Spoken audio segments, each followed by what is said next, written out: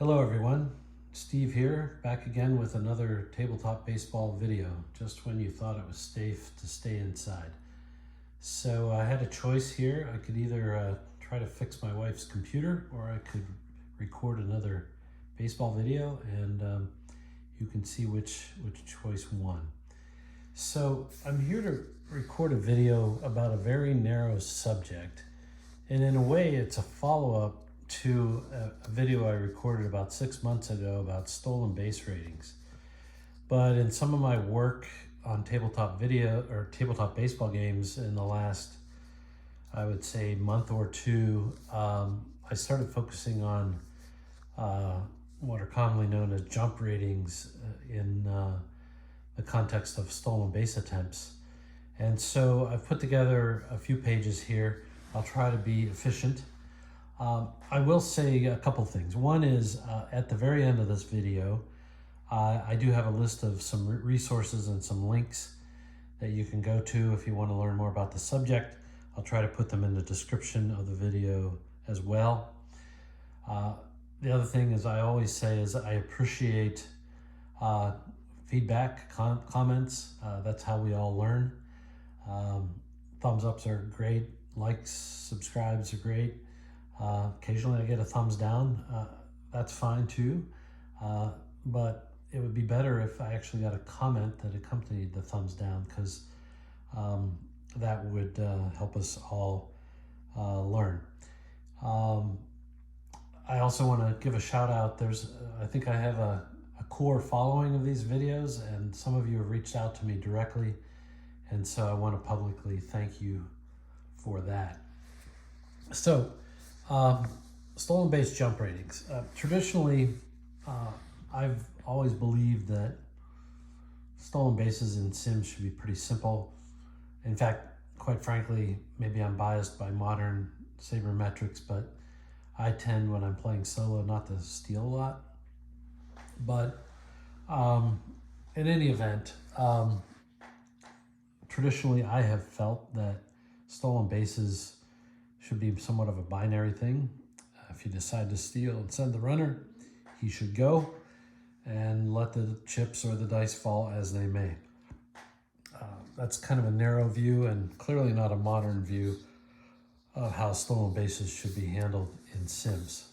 So with that, recently I started looking at a game called Grand Slam, which was a vintage tabletop baseball game produced in the late 70s. And if you go to the very end, I'll give you a link where you can actually go download a copy of that game and the cards and the rules and the charts and actually give it a try.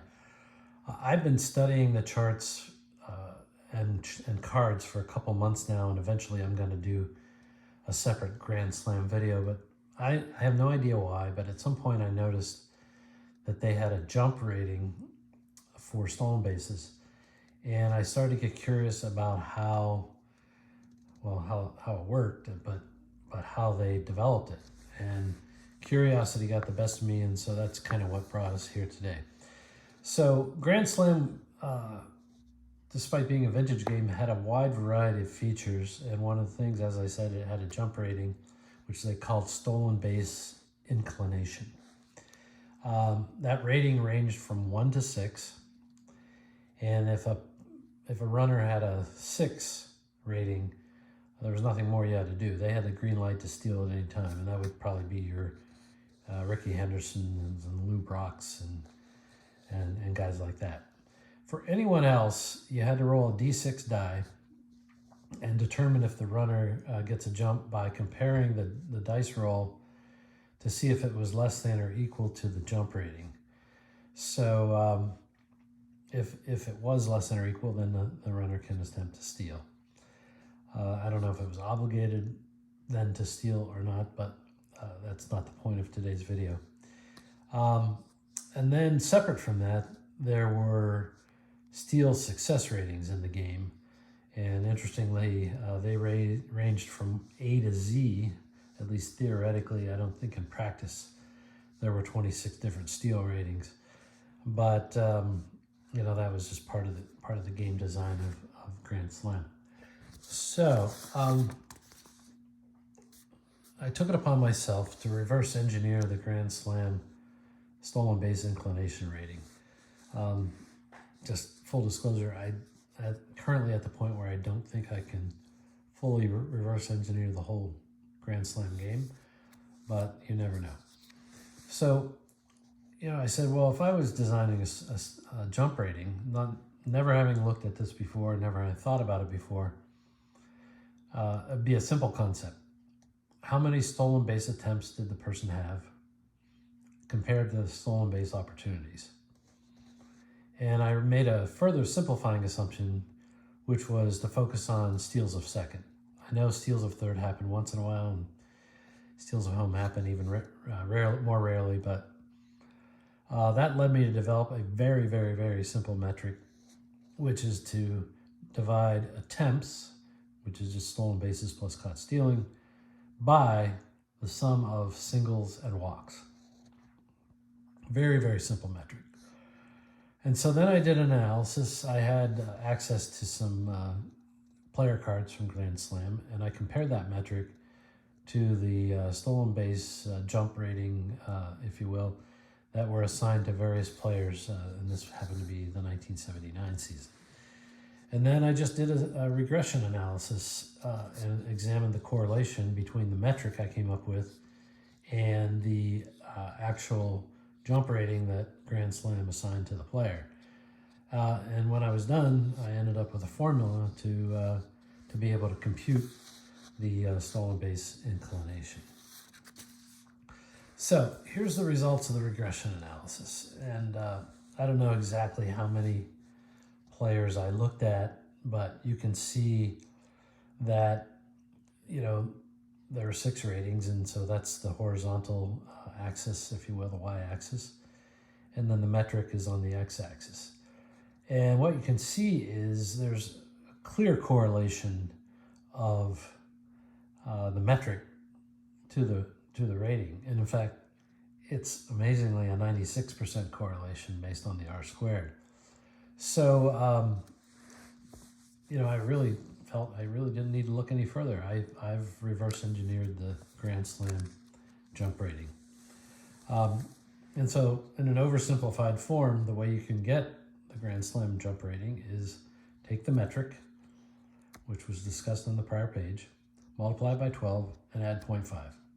And when you're done, you will get a number hopefully between 0 and 6. You'll limit the range of the rating between 1 and 6 and round it. And the other little thing is if there were no stolen base attempts, I just gave them a 1 rating. And that worked really well. So more recently, in the last 2 weeks, I've came across a game called Pennant Drive, which is another vintage game, and it was introduced in the early 1980s. The first season was 1979. Obviously, the second season was 1980, and the third season was 1981. And I don't think they had any other seasons after that. I don't know if that was a function of the players' strike in 1981 and the shortened season or what. But I've done a separate video on Pennant Drive. You can find it on my channel. I've, in the last week, completed a spreadsheet that will produce player cards for Pennant Drive. Again, at the end, I'm going to post a link where eventually the Pennant Drive game collateral will be available, but not for a while. So despite the relatively simple game engine, Pennant Drive had a number of interesting features, and they had a jump factor as well. In the case of Pennant Drive, the jump factor ranged from 1 to 36, which, as you can guess, was resolved by rolling a pair of 2 d6 dice of different colors, reading it as a 2-digit number. And similar to Grand Slam, if the roll was less than or equal to the jump rating, then the runner can attempt to steal. Beyond that, Pennant Drive had a steal success ratings that ranged from 1 to 9, which I think is quite sufficient to reflect the various percentage likelihood of success once you've gotten the lead. So I did the exact same analysis with Pennant Drive that I did for Grand Slam, using the exact same metric, very simple, stolen base attempts divided by walks and singles. And I did the regression analysis, and I'm just now seeing my obligatory typo on the slide at the very bottom. So it produced a formula not for SBI, which was Grand Slam. It produced a formula for the Pennant Drive jump factor. So how did that regression analysis go out? So I didn't even look at as many players as I did with Grand Slam, but it became immediately obvious that there was a direct correlation between my made-up metric and the jump rating for Pennant Drive. And in fact, I've never seen a correlation quite as high as this. It's actually over 99%, almost 100% correlation, and you can see that visually. So once again, you can take that same metric and in this case multiply it by 52.2 and subtract 0.08, and all of a sudden you're going to have a jump rating, and you know we'll bound it between 1 and 36, and then once again assign a 1 rating if there's no stolen base attempts. So pretty straightforward. So once I got the idea of doing this video, I have my own sim, and it's like I've never had a jump rating in my own sim, so I've been playing around with how I would implement a jump rating in my sim, and I probably will use the Pennant Drive formula and roll 2d6 and just be happy with that.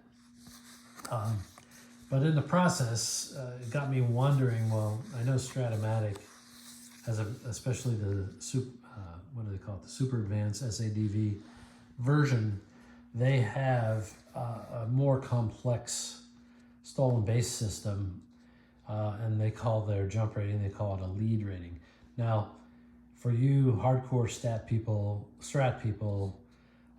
you'll have to forgive me because what I've learned about this super advanced stealing rating I got mostly from an article I found online, but I'm going to try to summarize it in simple terms here. So here we have Ricky Henderson's 1998 cards.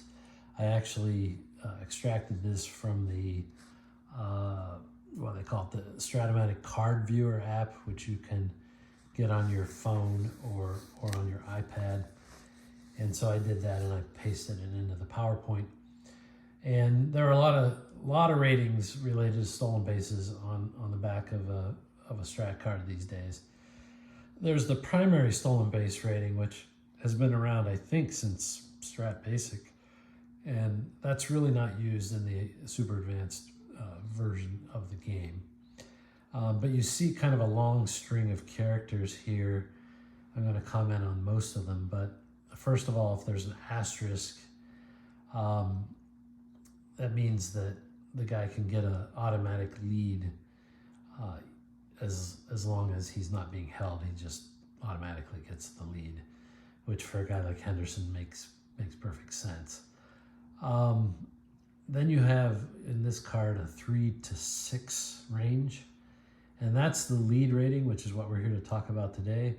So you roll 2d6 dice, you add them up, and if they fall within that range, then the guy got a lead.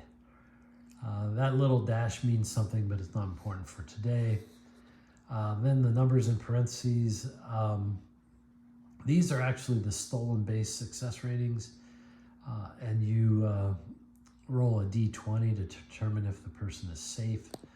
I've put an important note in red here.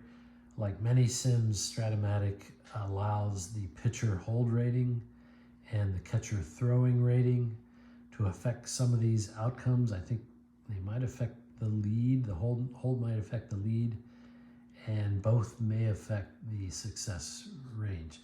Again, that's not what I'm here to talk about today. There's lots of YouTube videos out there about how stolen bases work. So this, if I've done it right, this lead range, this 3 to 6, you know, absent any influence from the pitcher or the catcher, is, as I calculated, it's 14 chances out of 36. So we'll talk about that here in a minute. And you can see at the bottom, this is Ricky Henderson's stat line, or most of it, for 1998. And he played almost every game. His batting average was only 236, but his on-base percentage was 376 because he walked over 100 times. And not many, if any, were, I don't think he had any intentional walks. And then he had 66 stolen bases and 13 caught stealing. Moving right along. There's a guy named Bruce Bundy, and he has a website, which again is on the final page of this video. And he has developed a ton of formulas in order to allow you, if you wanted to create your own strat cards. And he fully admits that his formulas sometimes are not perfectly accurate. I mentioned him in the last stolen base video, actually. That said, there's a wealth of information, and I just printed this one page, 2 pages actually, out of his website. And sure enough, Formula 12 is the batter's lead chances. Oops, sorry. He just goes on and on with his formulas. There's even more on his website than this. So let's talk a little bit about his formula for the Strat-O-Matic lead rating. So we're just going to go through it step by step. First thing he does is take walks and subtract out intentional walks to get net walks.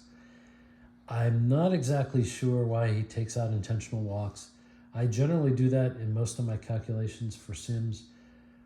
In this case, my guess is he's assuming that most intentional walks are done maybe with first base open, and you want to set up the double play so it really doesn't create a stolen base opportunity.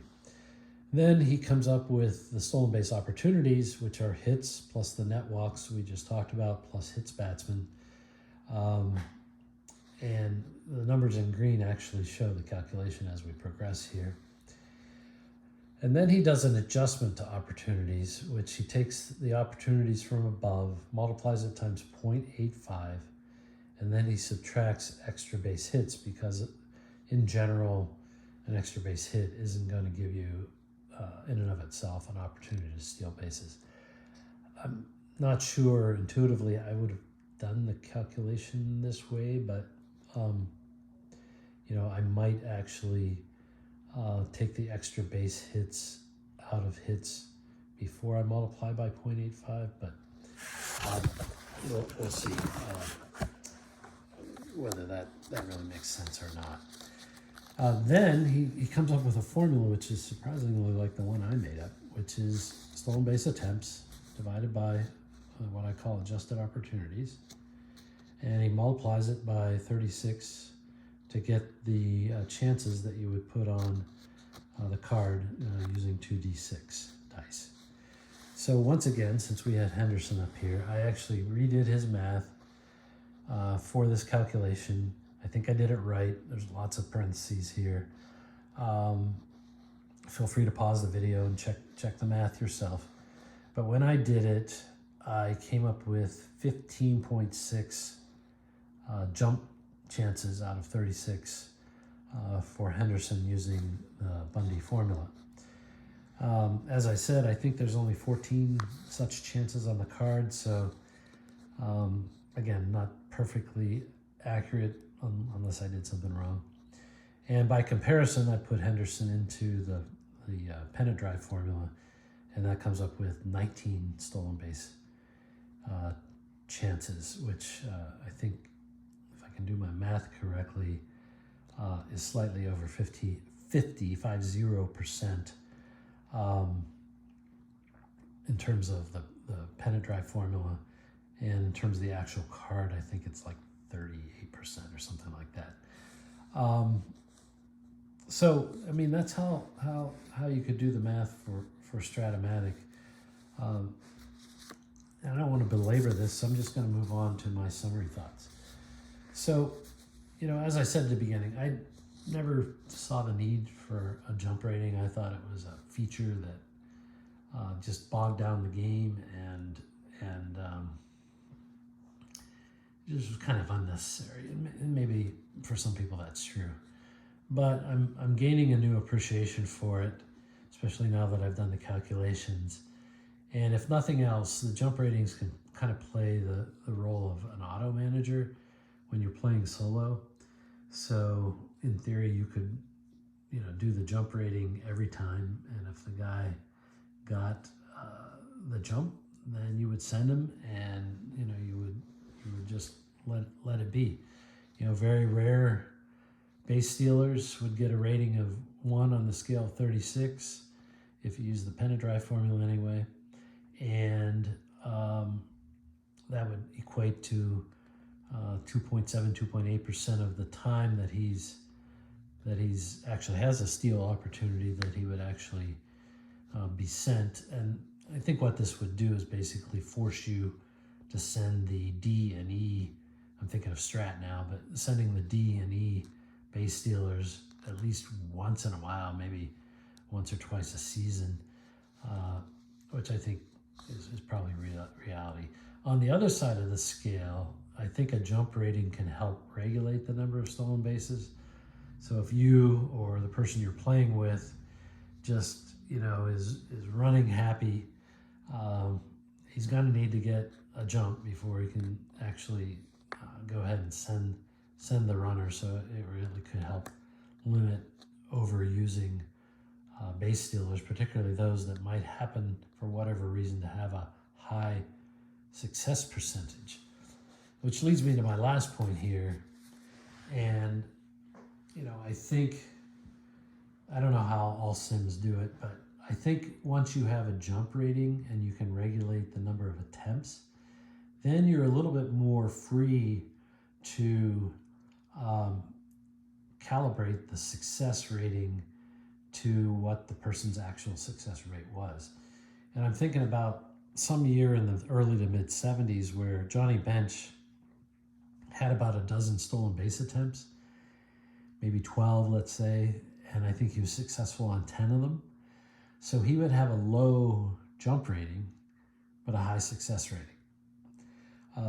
I'm still thinking about this concept, but I'm kind of warming up to this idea.